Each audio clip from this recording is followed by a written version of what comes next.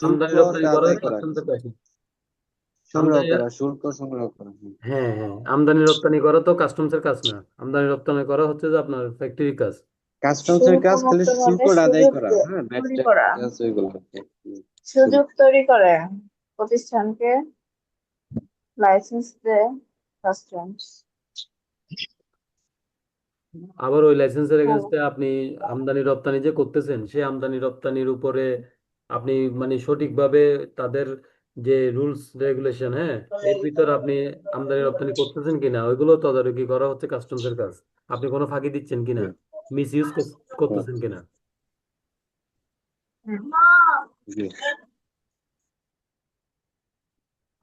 সেক্ষেত্রে আবার এনবিআর এর কাজ কি, এনবিআর এর কাজ হচ্ছে যে আপনারা যেটা বলছেন। কাস্টমস ঠিক মতো করতেছে কিনা, হ্যাঁ, হুম হুম, কারণ আদায় করতেছে কিনা কাস্টমসটা হচ্ছে তদারকি করা। এনবিআর এর একটা শাখা, ঠিক আছে, ছোট্ট জি, একটা জি, শাখা, যেখানে এনবিআর এর আপনার সচিব থেকে শুরু করে আপনার একদম মেম্বার পর্যন্ত ওনারা কি করে এগুলো তদারকি করে যে কাস্টমস আমার এই শাখার মধ্যে এই কাজগুলো ঠিক মতো হচ্ছে কিনা। কারণ যত ধরনের রেগুলেশন আছে মানে এসআরও, হ্যাঁ, যত ধরনের এসআরও আছে জি, সবগুলো কিন্তু ইমপ্লিমেন্ট হয়ে আসে এনবিআর থেকে।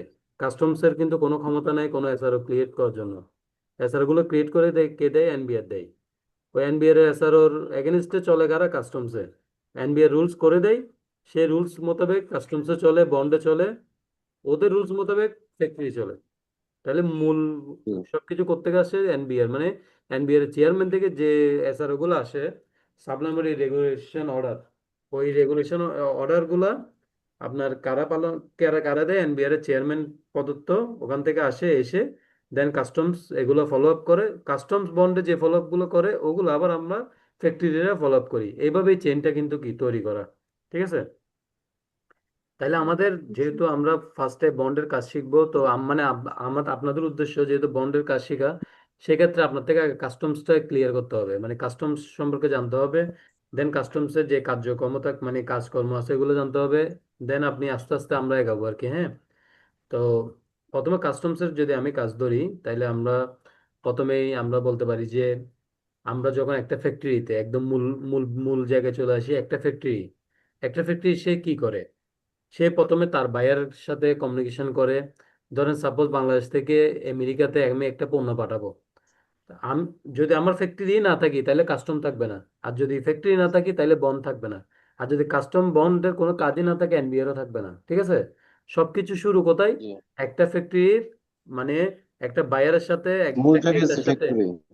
একটা ফ্যাক্টরি একটা ক্রেতার সাথে একটা বিক্রেতার সাথে যে ইন্টারন্যাশনাল একটা প্রসেস, যে সম্পর্ক, যে আমদানি রপ্তানি, ওইটা যদি না থাকে তাহলে কাস্টমসও নাই, বন্ডও নাই, এনবিআরও নাই, কিছু নাই।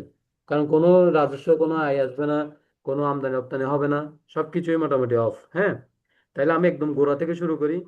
একজন জি, সেলার বা একজন ম্যানুফ্যাকচারার, মানে যে পণ্য তৈরি করে বা যে পণ্য বিক্রি করে, সাপোজ বাংলাদেশের একটা ম্যানুফ্যাকচারার কোম্পানি, সে ইউএসএ তে একটা প্রোডাক্ট এক্সপোর্ট করবে, ঠিক আছে।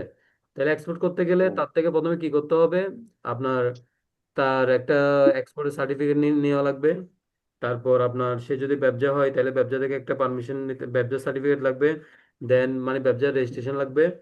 আর যদি বিজিএমএ হয় তাহলে বিজিএমএ থেকে লাগবে, বিডা হলে বিডা লাগবে, বিকেএমএ হলে বিকেএমএ লাগবে।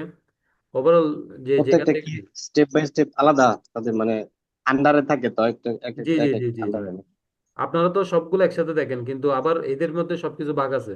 যেমন বিকেএম এর জন্য আলাদা আইন, বিজিএম এর জন্য আলাদা আইন, ব্যবসার জন্য আলাদা আইন, বিডের জন্য আলাদা আইন। এক একটার জন্য এক এক ধরনের আইন আছে যেগুলো আপনাদের কাস্টমস এসআরওতে মেনশন করা আছে, কে কোন আইনেতে পড়ছে। যারা ইএসসি হোল্ডার তারা আবার কি আইনে পড়ছে, ঠিক আছে। এক্সপোর্টার কিন্তু চার পাঁচ রকমের হয়, তা চার পাঁচ রকমের এক্সপোর্টারের চার পাঁচ রকম ক্যাটাগরি হইতে পারে, ঠিক আছে। আচ্ছা গেল, এরপরে পাঁচ দিয়ে আসি। ধরনের কি কি তাহলে এটা? হুম, পাঁচ ধরনের বলতে কি কি? মানে আমি বলি ব্যবসা, মানে আমাদের ও, এগুলা এক্সপোর্ট, এগুলাই প্রকারভেদ না, ঠিক হ্যাঁ আছে। হ্যাঁ, মানে ব্যবসা থেকেও আচ্ছা, এক্সপোর্ট হয়, মানে ব্যবসার পারমিশন দিয়ে এক্সপোর্ট হয়। তারপর আপনার বিডের পারমিশন দিয়ে এক্সপোর্ট হয়, বিকেএম এর বিকেএমই এর পারমিশন দিয়ে এক্সপোর্ট হয়, বিজিএমই এ পাসপোর্ট দিয়ে ইয়ে দিয়ে এটা কি পারমিশন দিয়ে হয়। আমি আপনাদের একটা জিনিস এখানে ওয়ার্ডে লিখে দেখাচ্ছি, এটা আপনাদের নোট করে রাখলে সুবিধা হবে। ক্লাস তো এমনি রেকর্ডিং থাকবে, বাট সাথে সাথে যদি নোটটা থাকে আরো সুবিধা হয় আপনাদের জন্য। আমি এটা ব্যবস্থা করতেছি, একটু ওয়েট করেন। এই যেমন আমি এক্সপোর্ট, হ্যাঁ, এক্সপোর্ট প্রসিডিউরস, এক নাম্বার রাখলাম ব্যবসা, ব্যবসা certificate for export, BKMEA certificate for export, BGMEA certificate. এগুলো কিন্তু আপনারা ফেস করবেন যখন আস্তে আস্তে এগুলো কাজ করবেন, এগুলো আপনারা ফিজিক্যালি ফেস করবেন।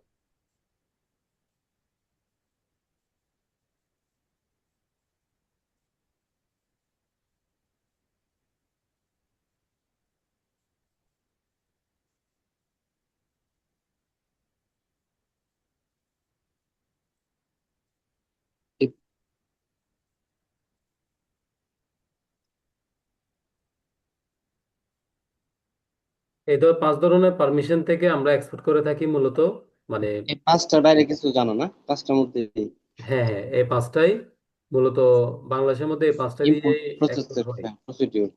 হুম হুম। মূলত বাংলাদেশে এই পাঁচটা দিয়ে কি হয়, এক্সপোর্ট হয়। ঠিক আছে, এই পাঁচটা দিয়ে যখন এক্সপোর্ট করব তখন আপনার দেখা যাচ্ছে কি,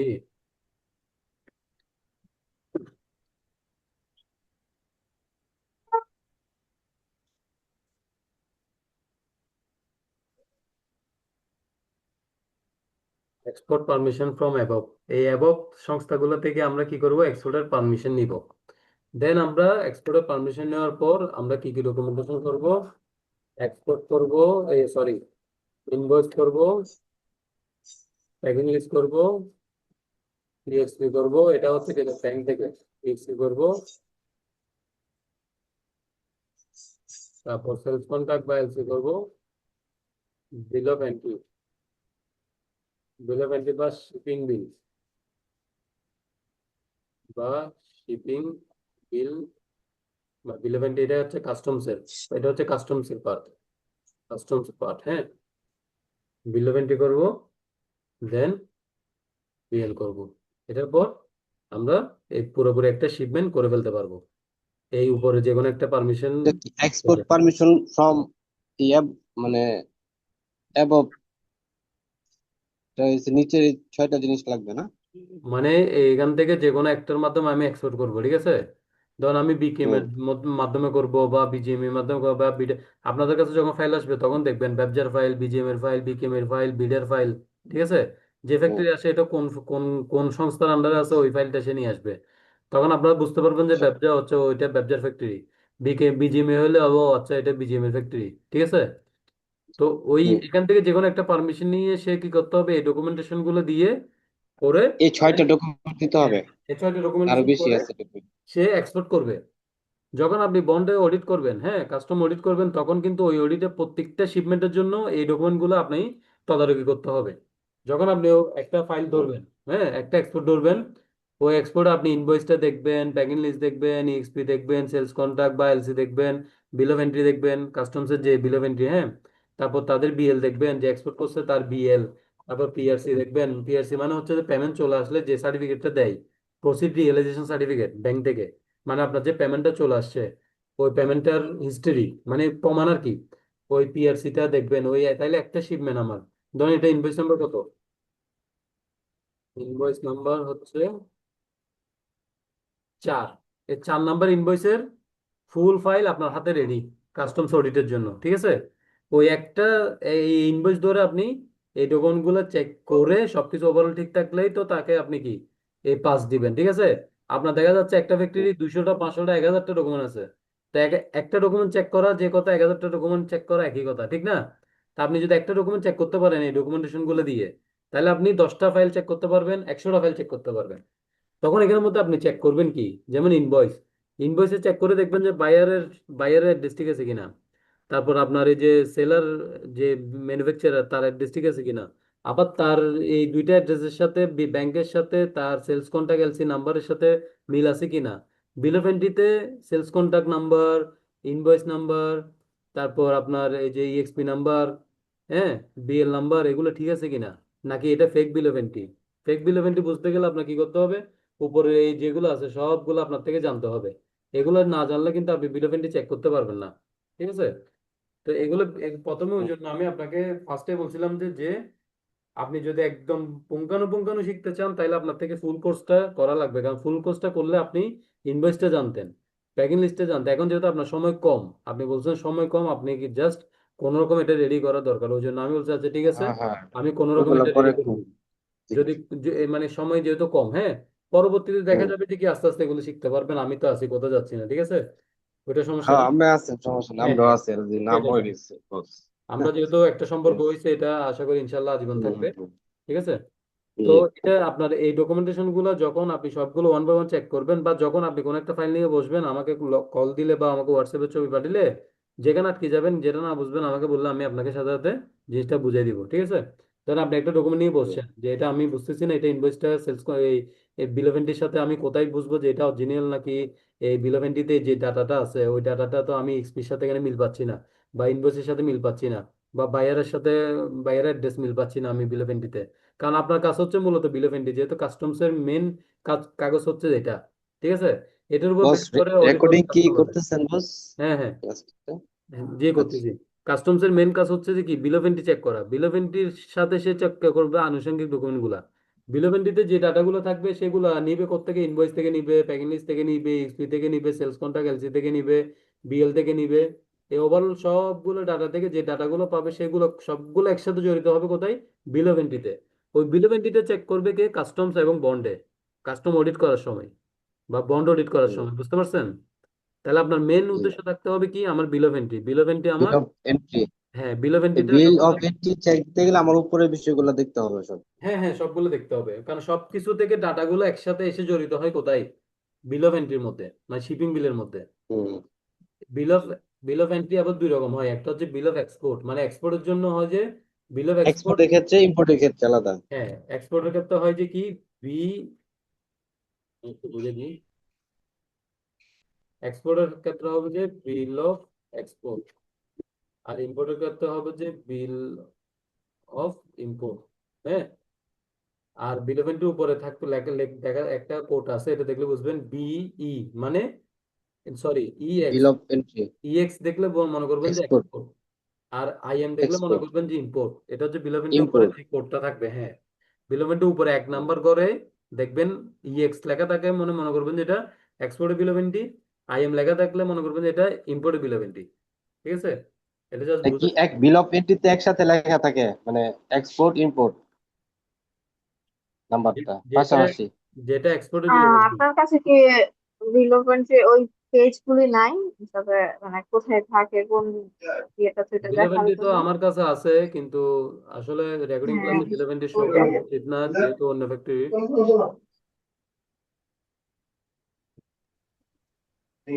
আপনি আপনি একটু ইয়ে করেন, শো করেন, সমস্যা নাই, আপনার নাম হাইড রেখে শো করেন। আমি একটু দেখতেছি আমার বিল অফ এন্ট্রি কপি আছে কিনা।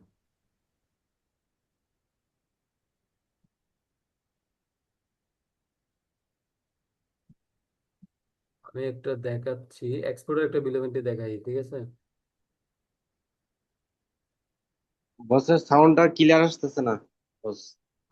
এক্সপোর্টের একটা বিল অফ এন্ট্রি দেখাচ্ছি, একটু একটু।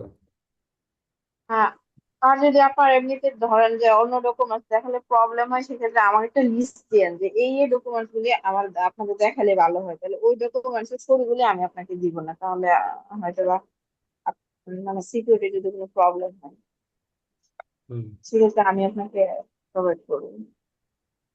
সমস্যা নেই, দিতে পারবেন। এই যে আমি একটা দেখাই, খুলছি আমি, দেখাচ্ছি। এই যে বিল অফ এন্ট্রি, হ্যাঁ, এটা একটা বিল অফ এন্ট্রি, এটা কিন্তু এসএ থেকে ডাইরেক্ট নেওয়া। এটা এখনো কালার গ্রিন দেখতেছেন, মানে এটা প্রিন্ট করে না, এটা এসএ থেকে ডাইরেক্ট বের করছে। এটা হচ্ছে একটা এক্সপোর্টের বিল অফ এন্ট্রি।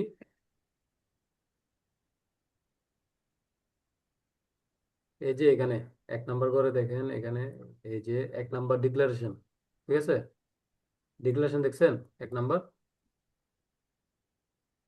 দাঁড়ান। ই এক্স লেখা হ্যাঁ, দেখতে পাইছি। এক্সপোর্ট।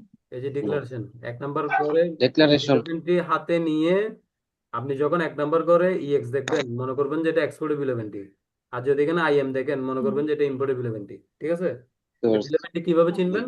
ইএক্স দেখলে এক্সপোর্টেবল ইভেন্টটি, আইএম দেখলে ইম্পোর্টেবল ইভেন্টটি। এটা মাথায় রাখবেন।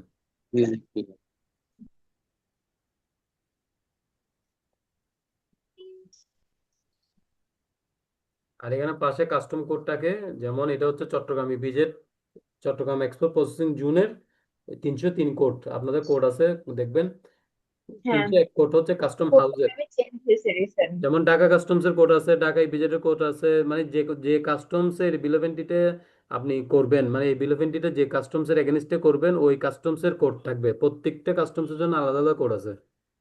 ওটা যখন আপনি এসে কোডের মধ্যে যাই আপনার এখানে কোডে ক্লিক করবেন এই জায়গায়, তখন দেখবেন যে এখানে অনেকগুলা আপনার ওই ড্রপ ডাউন মেনু আসবে। ওখান থেকে আপনি যে কাস্টমস ওই কাস্টম সিলেক্ট করতে হয়। 301 হচ্ছে আমাদের কাস্টম হাউস চিটাং। ঢাকা হচ্ছে কত মেবি এটা বলতে পারবো না। তারপর আপনার যেমন চিটাং এটা হচ্ছে সিপিজেড এর কোড। মানে প্রত্যেকটা কাস্টমস এর জন্য আলাদা আলাদা কোড আছে। ওই কোডটা দেখবেন আপনি এখানে, এখানে কোডটা দেখে আপনি বুঝতে পারবেন যে আপনি এটা কোন কাস্টমস এর, মানে এটা অ্যাসেসমেন্ট করবে, বা এই কাস্টমস এর কোন কাস্টমস এই কাজ এই বিলোভেন্টের কাজটা করবে বা হইছে। যখন বিলোভেন্টের হাতে নিবেন তখন বুঝতে পারবেন এটা হচ্ছে বিলোভেন্টের নাম্বার। ড্রপ ডাউন বক্সটা কি? মানে আপনি এখানে ক্লিক করলে, সফটওয়্যারে যখন যাবেন এখানে ক্লিক করলে এখানে অনেকগুলো কোড আসবে, ওখান থেকে আপনি আপনারটা সিলেক্ট করে নেবেন। হুম।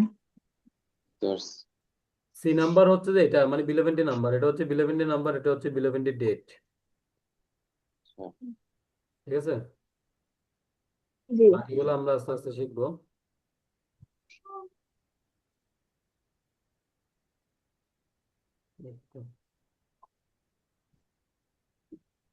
জি বস, সামনে দেখি।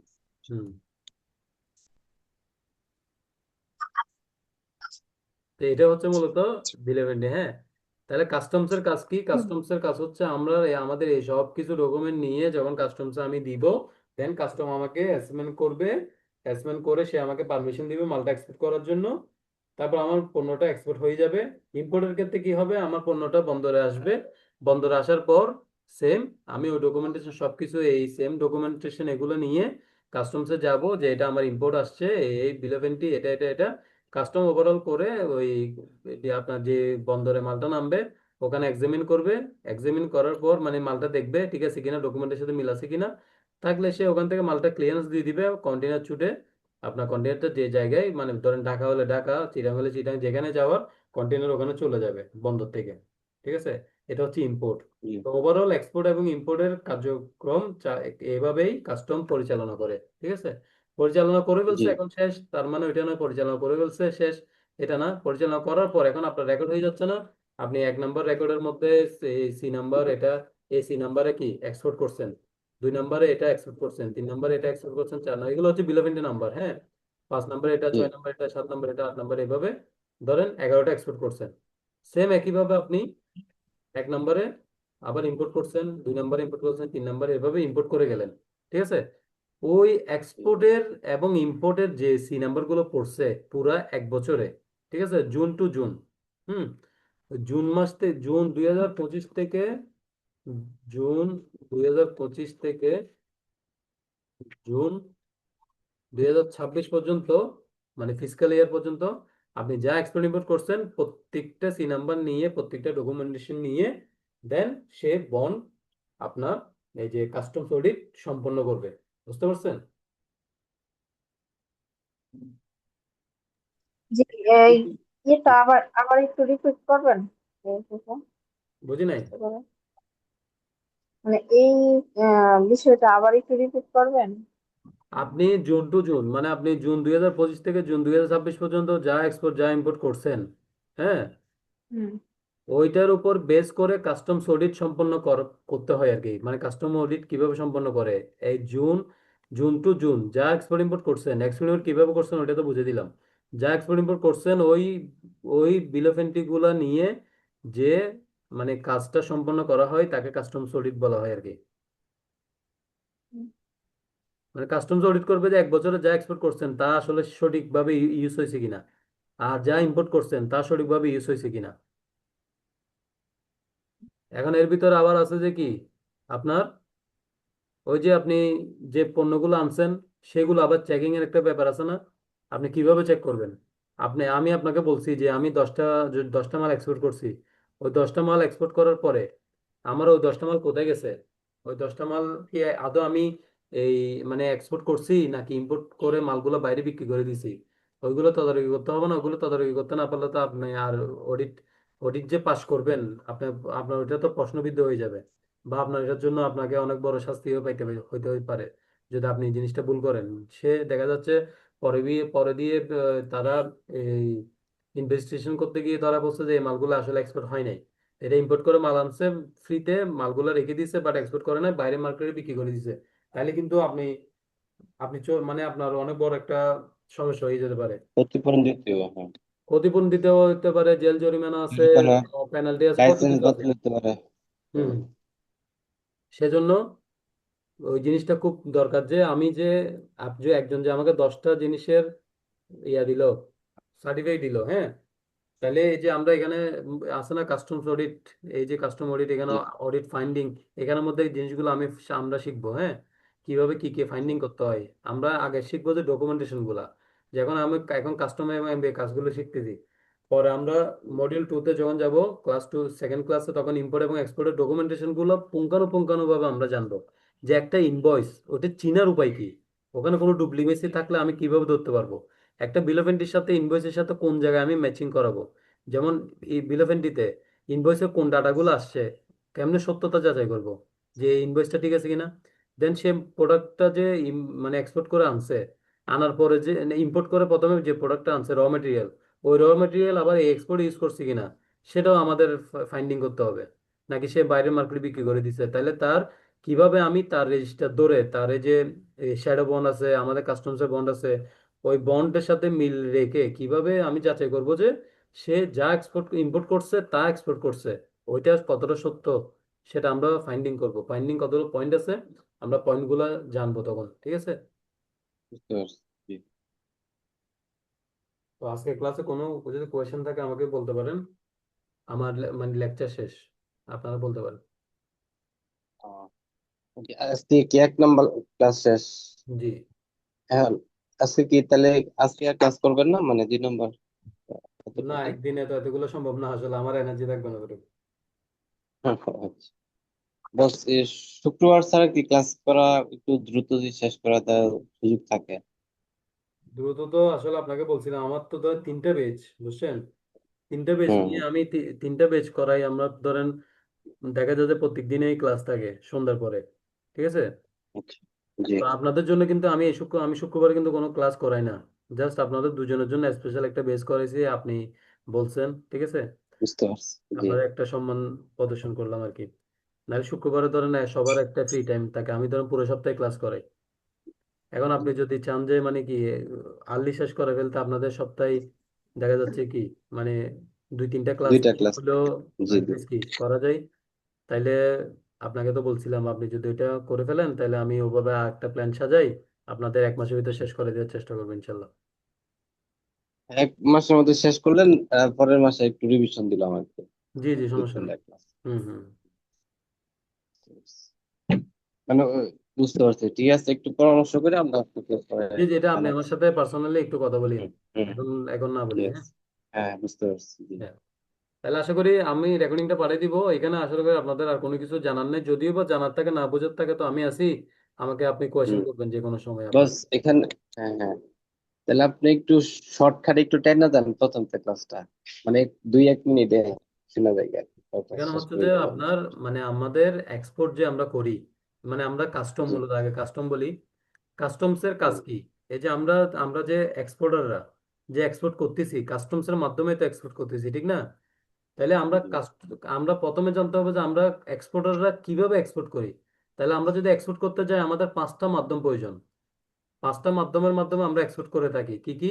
আমরা ব্যবসার মাধ্যমে করি, বিকেএমএ বা বিজিএমএ বা বিডা বা ইআরসি হোল্ডার থাকলে আমরা এভাবে এক্সপোর্টটা প্রথমে পারমিশনটা নিই, এক্সপোর্টের পারমিশন, দেন আমরা বায়ারের সাথে আমাদের সাথে করসপন্ডিং করে আমরা ইনভয়েস তৈরি করি, প্যাকিং লিস্ট তৈরি করি, এক্সপি, সেলস কন্ট্রাক্ট, এলসি, এসব তৈরি করে আমরা একটা শিপিং বিল নিই কাস্টমস থেকে।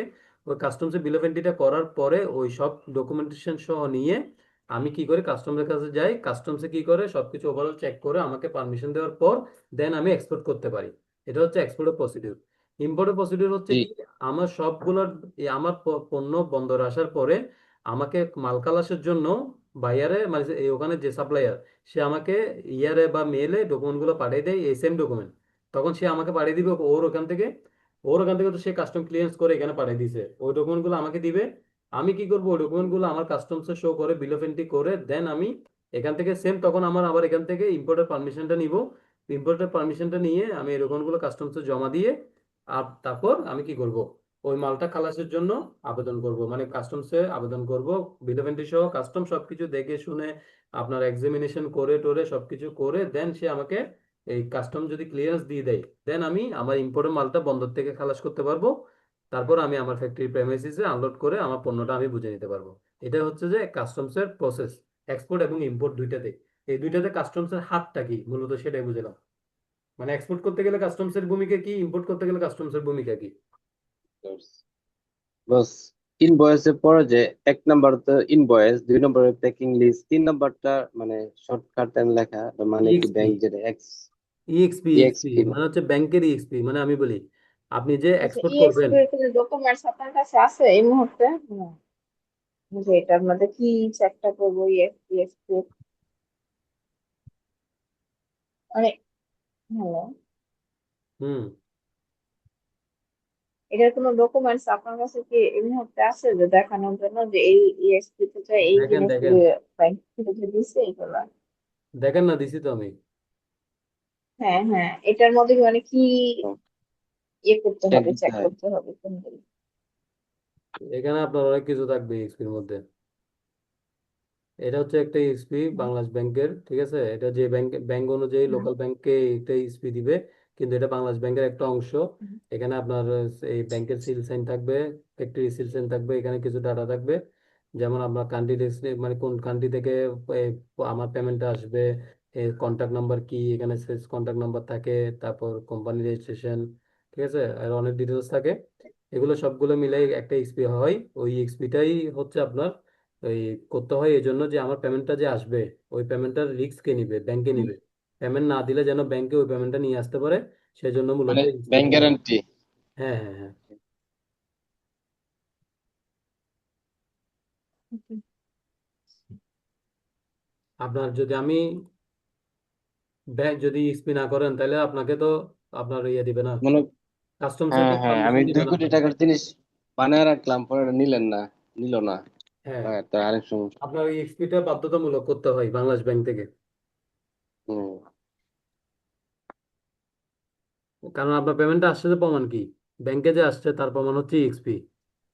সেই হুম। এক্সপির এগেনস্টে পিএসসি দিবে যে পেমেন্টটা আসছে। তখন হুম। কাস্টমসে বুঝতে পারবে যে বন্ডে বুঝতে পারবে যে অডিট করার সময় যে আমার এই এক্সপোর্টের পেমেন্টটা আসছে কিনা।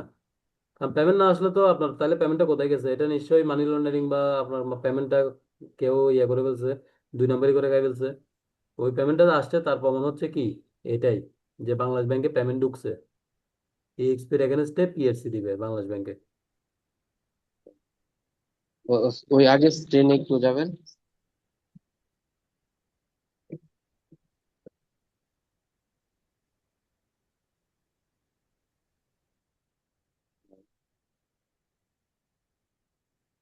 বস, আগের ট্রেনে একটু যাবেন। হ্যাঁ গেছি তো। এখানে আপনার এই যে 4 নম্বর যেটা আছে, SC, LC, letter of credit, SC তে কি বলেছেন? এলসি এর কি, আর এসসি মানে হচ্ছে সেলস এসসি কন্ট্রাক্ট। যেটা আর কি, sales contract, sales contract. Sales contract. হ্যাঁ, বুঝতে পারছি। কেউ সেলস কন্ট্রাক্টে এক্সপোর্ট করে, কেউ এলসিতে এক্সপোর্ট করে, ওইটা আর কি। কেউ বুঝতে টিটিতেও পারছি। করে। মানে এটা হচ্ছে পেমেন্টের অংশ আর কি। আপনি পেমেন্টটা কিভাবে আনতেছেন, সেলস কন্ট্রাক্ট করে আনতেছেন না না এলসি করে আনবেন নাকি টিটি করে আনবেন, ওইটাই হুম। ওইটাই ব্যাংকে দিবে আপনাকে।